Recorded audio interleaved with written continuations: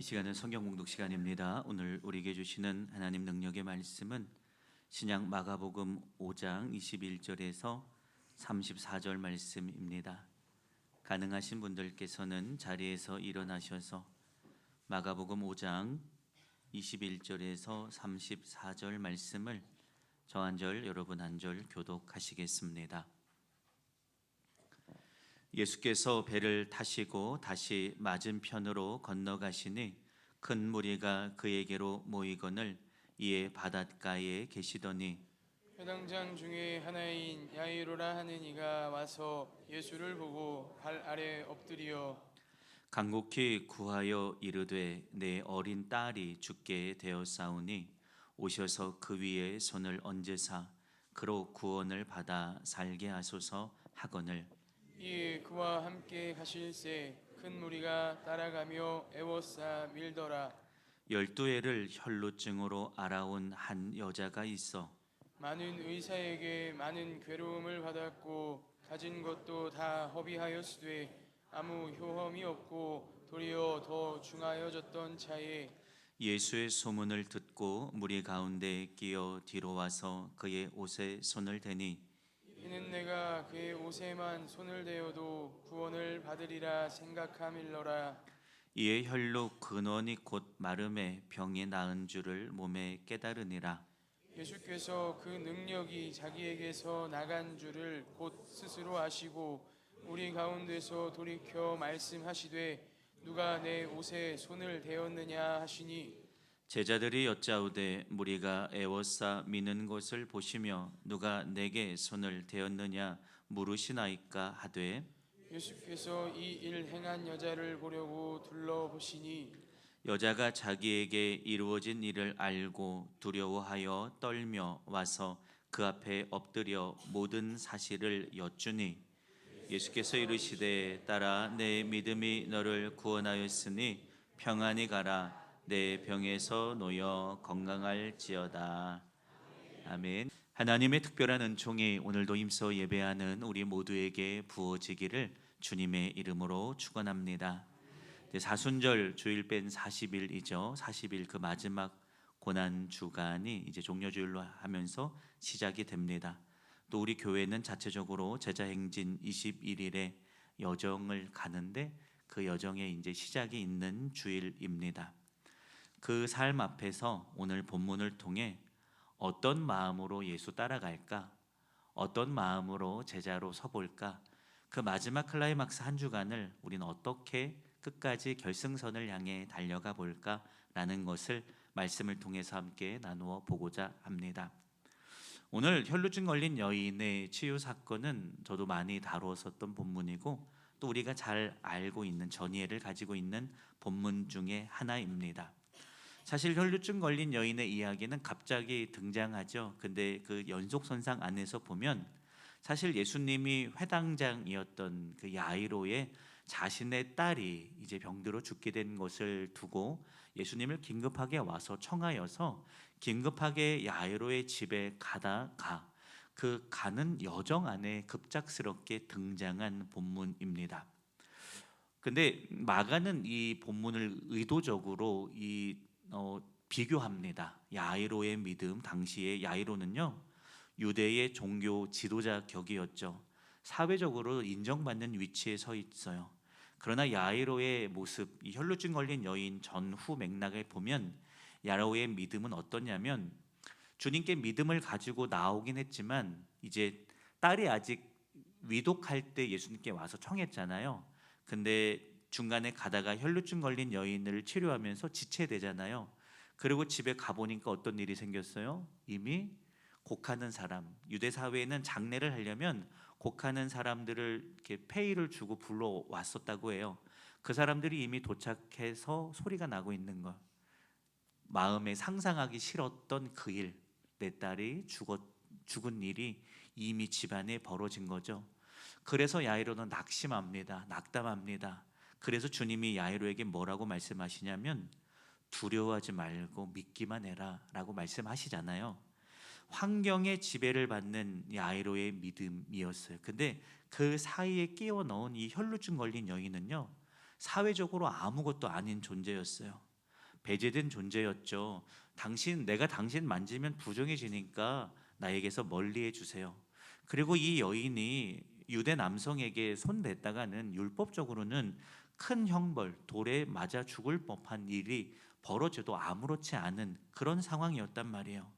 그런데 이 여인은, 회당장에 비하면 정말로 아무것도 아닌 이 여인은 오늘 예수님을 향하여 상황을 넘어서 절대 주권을 가진 분으로, 나 그분의 옷자락만 만져도 나을 것 같은데, 절대적 믿음으로 가서 그분의 옷자락에 손댔더니 회복된 것을 믿기를 축원합니다. 마가는 비교하고 있어요. 대놓고 비교하는 건 아닌데 본문의 흐름 안에서 야이로의 믿음, 즉 상황에 지배받는 믿음을 넘어서 이 혈루증 걸린 여인의 믿음, 어떤 상황에서 내가 그분의 옷자락만 손대면 나의 지긋한 병의 근원이 마를 것이다라는, 그분의 옷만 손대도 그분의 능력과 권세가 내게 흘러올 만큼 그분은 절대적인 주권과 능력을 가진 분이다라는 것을 믿는 믿음으로 나아가는 저와 여러분 되기를 주님의 이름으로 축원합니다.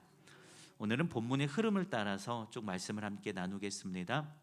예수님을 둘러싼 무리와 제자들이 혼재되어 있습니다. 21절에 보면 큰 무리가 그를 둘러쌌다라고 기록하고 있어요. 많은 사람이 이 당시 예수님 주변에 운집해 있었어요. 그래서 예수님이 가시는 걸음마다 많은 사람들이 따라왔죠. 자, 문제는 거기에 있어요. 많은 사람이 예수님 주변에 있었는데 중요한 건 그들이 다 제자는 아니었다라는 사실이요. 여기서 말하는 예수님 주변이라는 것은 저는 지근거리를 말하는 거예요. 예수님 주변에서 겉옷이 스칠 수 있는 가까운 거리에 있던 그 사람들이요. 많은 사람들이 예수 주변에 있었고 그분과 옷깃이 스칠 만큼 가까운 자리에 서 있었단 말이에요. 그러나 여러분, 그들 모두가 다 제자는 아니었어요. 예수님하고 옷깃이 스칠 만큼 가까이 있었는데 말입니다. 다 제자는 아니었어요. 제자는 누가 제자냐면 예수님과 옷깃이 스칠 만큼 가까이 있는 사람이 제자가 아니라, 오늘 본문이 보여줘요. 예수님과 관계로 연결된 사람이 제자다라는 것을 우리에게 분명히 말하고 있어요. 하물며 여러분, 이 1세기 팔레스타인 지역에서 예수님 주변에 따라다니면서 옷깃이 스칠 만큼 가까이 있던 사람들 중에서도 그들이 다 제자가 아니었는데, 하물며 우리는 어떨까요? 교회 안에 있다고 내가 다 제자일까요? 여러분, 그렇지는 않을 겁니다. 어떠한 상관관계가 반드시 하는 등식이 성립하지 않는단 말이에요. 예수 주변에 머물고 있는 사람은 무리일 뿐이에요. 그럼 누가 제자입니까?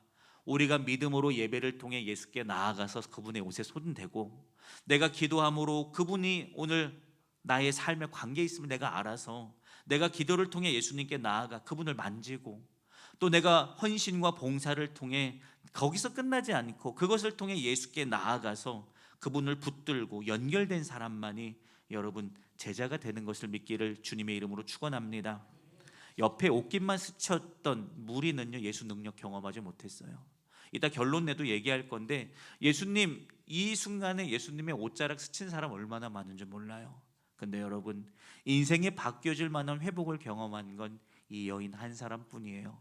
여러분, 오늘 이 예배가 우리가 그 여인의 마음으로 예수님 옷자락 만지는 예배, 그래서 그 능력이 내 안에 흘러오는 것을 내가 느끼는 예배가 되기를 주님의 이름으로 축원합니다. 자, 두 번째입니다. 25절 26절에 나오는데요, 끊어진 인생, 끊어진 관계를 살아가는 여인의 삶이 등장합니다. 12해를 혈루증으로 앓는 한 여자가 있다라고 기록하고 있어요. 여러분, 되게 공교롭지 않아요? 지금 죽어가고 있는 회당장 야이로의 딸이 몇 살이었죠? 12살이었어요.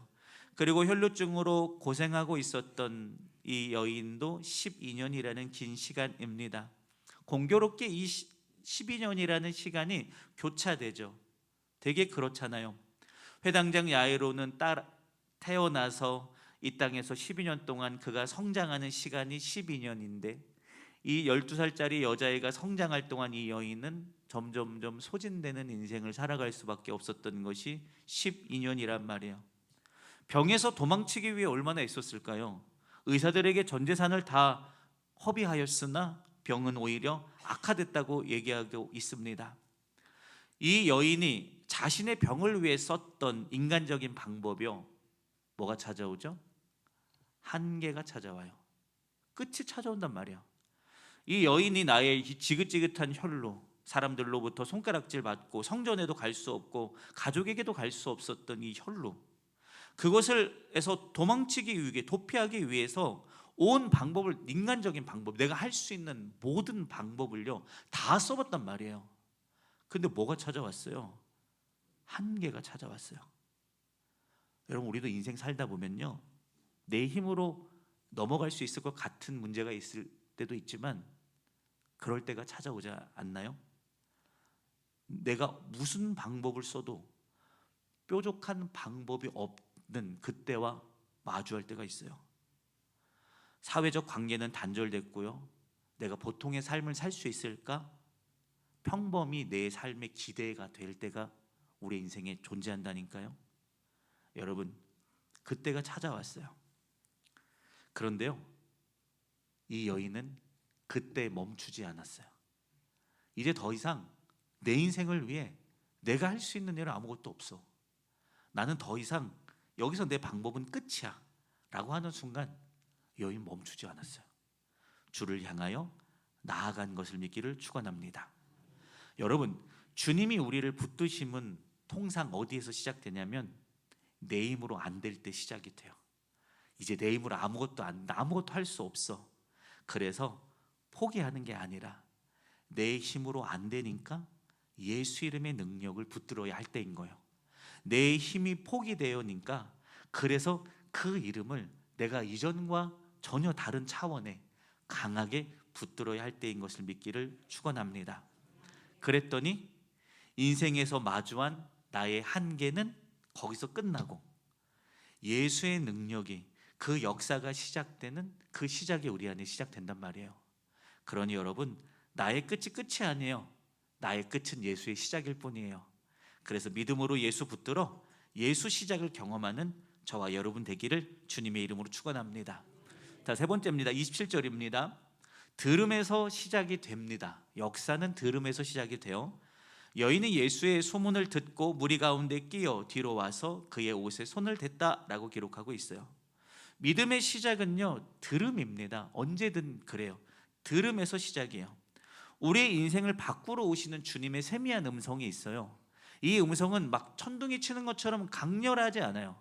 그러나 스쳐 지나가는 말씀 안에서 그 음성, 내 인생을 바꾸는 주님의 음성은 말씀하신단 말이에요. 그래서 우리가 매일 주의 말씀 앞에 서는 게 중요해요. 왜냐하면 그 안에 우리의 인생을 바꾸는 주의 생명이 숨어있기 때문에 그렇습니다. 여러분, 이 여인에게 새로운 인생을 주러 오시는 예수님의 말씀에 이 여인은 집중합니다. 근데 그것이 뭐라고 기록하고 있어요? 소문이에요. 이 여인의 인생을 바꾸러 오시는 예수님의 말씀의 형태가 오늘 본문에 보면 소문이라고요. 소문. 세상 사람 누군가 가가지고 당신 동쪽에 가면 있는 예수님을 만나십시오 이렇게 얘기하지 않았다고요. 그냥 사람들이 저기서 둘러 지나가는 그냥 풍문이에요. 소문이란 말이에요. 근데 그만큼 세미했다는 거죠. 그 세미한 음성을 들었을 때 내 마음이 움직이기 시작하는 거예요. 여러분, 우리도 그럴 때 있지 않아요? 설교를 듣거나 또는 찬양을 하거나 기도하거나 또는 성도들이 얘기하는 것을 들었을 때 그런가? 나도 한번 저렇게 해봐야 되지 않을까라는 그런 의구심의 형태로 처음에 마음이 들 때가 있어요. 자, 그럴 때 여러분은 어떻게 합니까? 내 안에 소문처럼 사소하고 작게 들려지는 그 주님의 음성 앞에 여러분 어떻게 해요? 저거 나를 향한 주님의 음성이야, 내가 온 삶으로 붙들어야지 하고 붙들고 그 앞에 설 때가 훨씬 많습니까? 아니면 그냥 소문이니까 스쳐왔으니까 스쳐 보내는 편이 훨씬 많습니까? 우리 인생을 바꾸는 주님의 그 음성이요, 작은 소문이었다니까요. 작은 소문이에요. 근데 그 소문 앞에 반응하는 믿음이 있었어요. 그랬더니 이 여인은요 12년간의 혈로에 저주받은 인생 같은, 누구에게도 말할 수 없는 눈물을 매일매일 삼켜 하는 이 인생이 끝이 나요. 그리고 기쁨의 인생이 새롭게 시작되는 것을 믿기를 축원합니다. 제자는요 작고 세미한 주의 음성을 크게 듣고 거기에 나의 삶의 무게에 질량을 부여하는 사람이 제자인 거예요.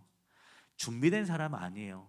내게 스쳐 지나가는 주의 말씀에 내 인생의 무게를 부여해서 거기에다가 나의 발걸음을 한 걸음 탁 올려놓고 걸어가는 거예요. 여러분이 여인의 시작은 소문에서 시작이 됐어요.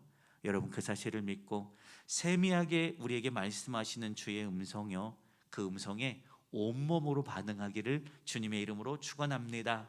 자, 그랬더니요 28절 이 여인은 어떻게 했냐면 들은 대로 방향을 바꾼 것을 믿기를 축원합니다. 예수에 대한 소문을 들었으니까 어디로 가야 해요? 예수께로 나아가야 하는 거예요. 그 여인의 이 소문을 듣고 마음의 방향이 하나 생기는데 그게 뭐냐면 28절 내가 그의 옷에만 손을 대도 구원을 받으리라는 생각이 내 안에서 이상하게 불을 듯해 올라오는 거예요. 여러분 이 여인이 예수님에 대한 소문을 지금 처음 들었을까요? 여러분 예수님의 등장은 1세기 유대 사회 안에 센세이션한 사건이었어요. 어디 가든 예수 이야기밖에 없다니까요. 그래서 유대인들이 종교 지도자들이 야, 저 사람 가만두면 안 되겠다. 오히려 그가 우리의 기세를 더 넘어서 우리가 낮아지고 그가 높아지는 것 같다라고 해서 그래서 예수님 핍박한 거 아니에요. 여러분 소문 들었을 것 같아요. 제가 볼 땐 많이 들었을 것 같아요. 근데 이전에는 그 소문이 나의 마음을 붙들지 못했어요. 근데 지금요 그 소문이 내 마음을 붙들고요 내 마음에 기대가 생기게 돼요. 옷에만 손대어도 구원을 받을 것 같다라고 말해요. 옷에만 손대도 나을 것 같다라고 말하지 않죠. 구원받을 것 같아요. 그 기대가 내 마음에 싹 트는 거예요. 여러분 여인이 알아요? 예수님 다 알아요? 그분이 나를 위해서 찾아오신 구원자인 거 여인이 신학적으로 다 아는 거 아니잖아요. 몰라요. 모르는데 이상하게 하면 될 것 같은 거예요. 뭔가 그분께 가면 내 인생이 바뀔 것 같은 거예요. 그래서 그리로 발걸음을 옮긴 것임을 믿기를 바랍니다. 여러분 제자가 그래요. 다 알아요? 아니요, 몰라요. 어떻게 우리가 예수를 다 알아요? 그렇게 말하면 교만이죠. 그러나 그분께로 나아가기로 결단하는 것, 여러분 이건 맞는 거잖아요. 주님을 다 알 수 없어요. 몰라요. 우리가 제자행진 하지만 뭐가 제자인지 다 알 수 없고요. 성경도 마태가 얘기하는 제자도 누가와 요한이 얘기한 제자도도 조금씩 다 다르단 말이에요. 그게 중요한 게 아니에요. 누구의 제자가 되겠다, 예수의 제자가 되겠다라는 마음을 갖고 예수를 향해 발걸음 옮기면 되는 거예요. 그럼 제자로서 충분한 거라니까요. 여러분 오늘 다 알지 못해도 괜찮아요. 그냥 내가 예수 따라가 보겠다라는 마음을 가지고 발걸음을 옮겨내기를 주님의 이름으로 축원합니다. 사역을 하다 보면요, 목회를 하다 보면 어떤 행사들을 하죠. 뭐 올해도 제자행진 하고 있는데 하다 보면 바뀌는 사람들이 꼭 있어요. 제가 목회를 처음 시작하면서 지금까지 올 때마다 그래요. 사역을 하다 보면 드러나는 사람들이 있어요. 그러니까 밖으로 막 드러났다는 얘기가 아니라 눈빛이 바뀌는 사람들이 있어요. 바뀌어진 눈빛과 바뀌어진 그 발걸음으로 주 앞에 서는 사람들이 꼭 있어요. 그럼 제가 보여요. 저분 보여요. 저분 올해 저분의 신앙에 큰 성장이 있겠다라는 게 이미 보여요. 그냥 말씀을 듣는데 눈빛이 다르거든요. 삶의 걸음이 달리고 언어가 달라지는 거거든요. 보여요. 근데 다 그렇지 않고 또 같은 사람이 매년 그렇진 않아요. 신기해요. 매년 다른 사람들이 나타나요. 올해도 있어요. 그런 분들이 계세요. 한 걸음 한 걸음 따라오는데 달라져요. 이것이 쌓이는 거예요. 교회 공동체는 작년에 열심히 했던 그 믿음 올해 열심히 안다고 사라진 거 아니에요. 그만큼 성장한 거예요. 올해는 성장한 믿음을 가지고 걸어가는 거고 또 올해 성장한 믿음을 가지고 또 내년 또 걸어갈 거예요.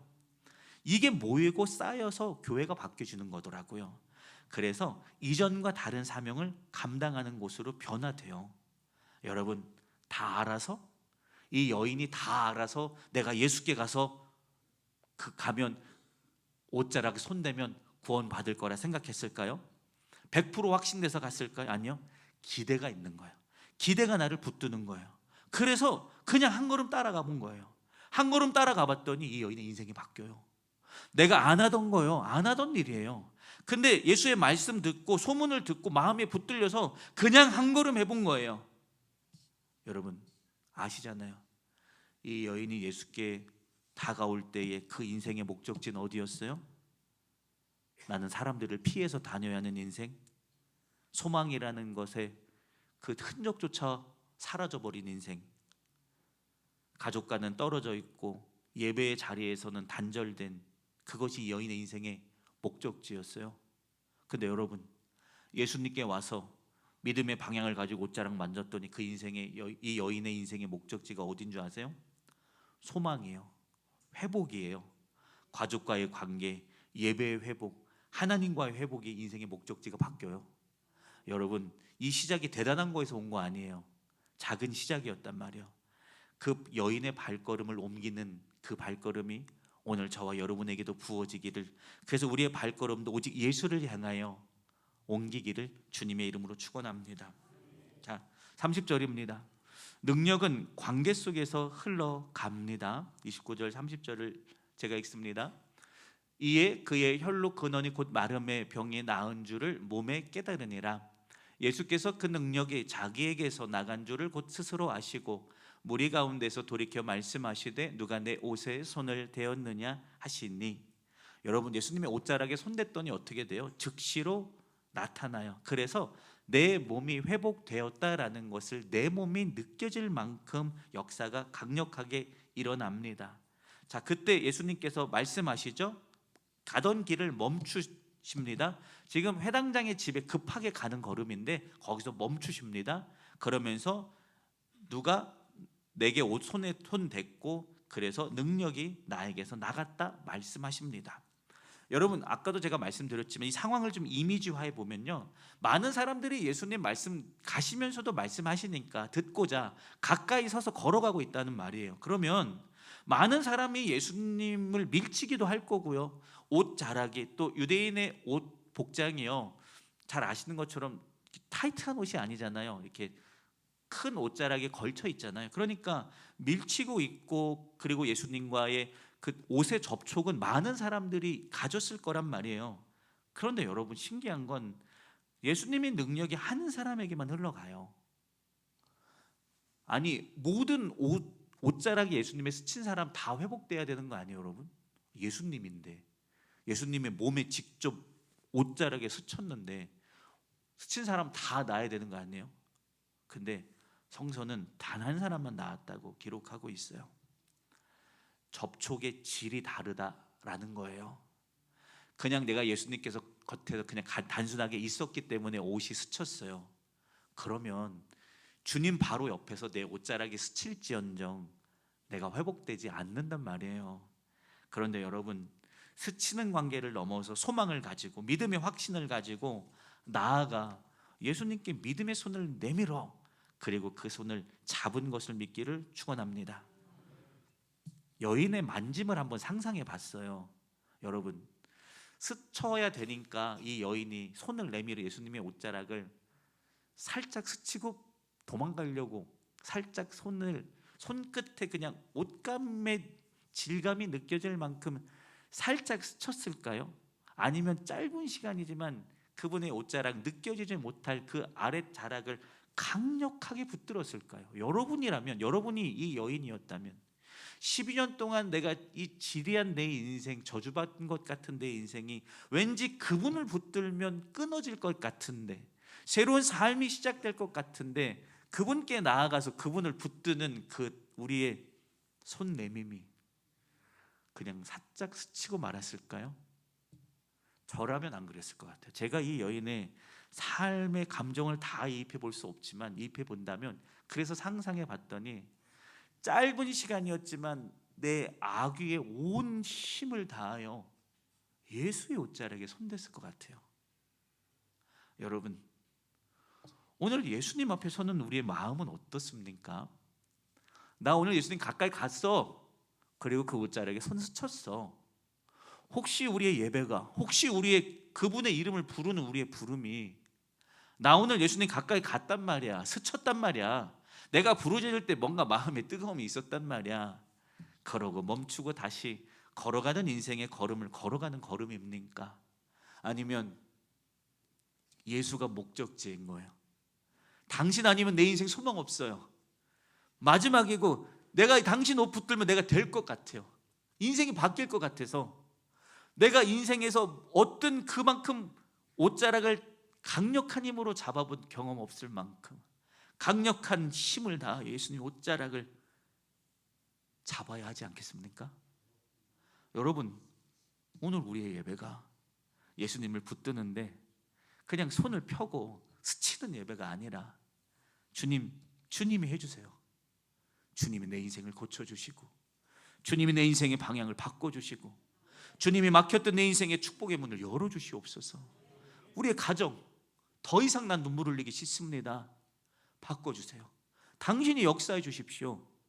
그 믿음 가지고 오늘 주님을 온 마음, 온 악의 힘을 다하여 붙들기를 축원합니다.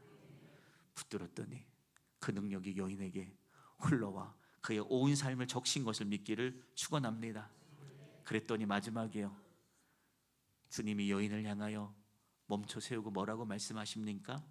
딸아, 내 믿음이 너를 구원하였으니 평안히 가라. 여러분이 여인이 예수님 앞에 찾아올 때, 옷자락을 만질 때 몹시 두려웠어요. 왜냐하면 이거 발각되면요 종교적 처형이에요. 목숨 걸었어요. 두렵고 떨리는 마음. 예전에도 한번 설교할 때 말씀드린 것 같은데 바로 예수님한테 가서 손 대지 못했을 것 같다고 제가 말씀드린 적이 있어요.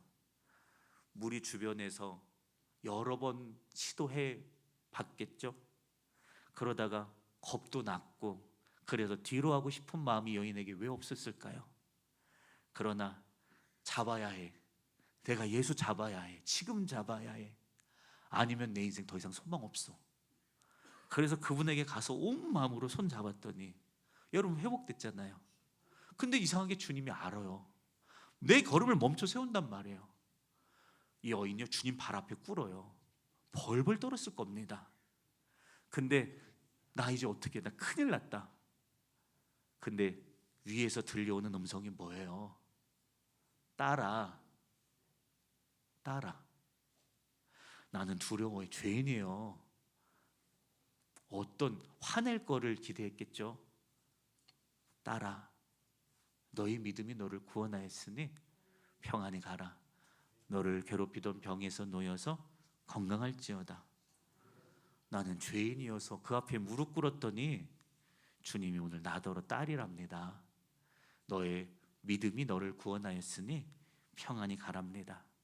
여러분, 이 여인은 오늘 혈루에서만 회복된 게 아니라 죄인에서 주의 딸로 회복된 것을 믿기를 주님의 이름으로 축원합니다. 결론이에요, 여러분. 제자는 연결되는 삶이에요. 주님께 나아가기를 바랍니다. 많은 사람 예수 주변에 있었어요. 그 옷자락도 많은 사람이 스쳤어요. 회복된 사람은 예수님과 연결되었던 이 여인 단 한 사람입니다. 우린 다 알 수 없고 이해할 수 없어요. 그러나 예수 방향으로 서십시오. 한 걸음 한 걸음 따라가 보십시오. 가면 알게 돼요. 그분이 이끌어 가심을 경험해서 온전히 걸어가게 됩니다. 그리고 여러분, 온 힘으로 예수 붙드십시오. 스치는 인생 이제 멈춥시다.